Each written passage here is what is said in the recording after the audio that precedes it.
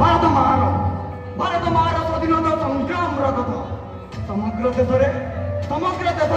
गाँ गंडा सहर बजार सबुआड़े विप्लवर स्वर इंग्रेज सरकार विरुद्ध महात्मा गांधी नेतृत्व में पराधीन भारत लोक मैंने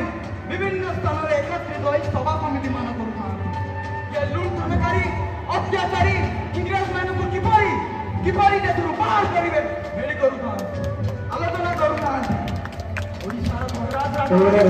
इंग्रेज हाथ मिसाई प्रजा मान को निष्ठुर भाव शोषण करूना बर्बरता एत मात्रा बढ़ी जाते सह्य कर पहुंचाई नागरिक मन में केवल विप्लवर बनी देश प्रेमर आकर्षण आकर्षित हो जीवन को बाजे लगाई चौटी पाइला से स्वाधीनता स्वर उत्तोलन दौए ओडिशा स्वाधीनता स्वर में किसी कम नाला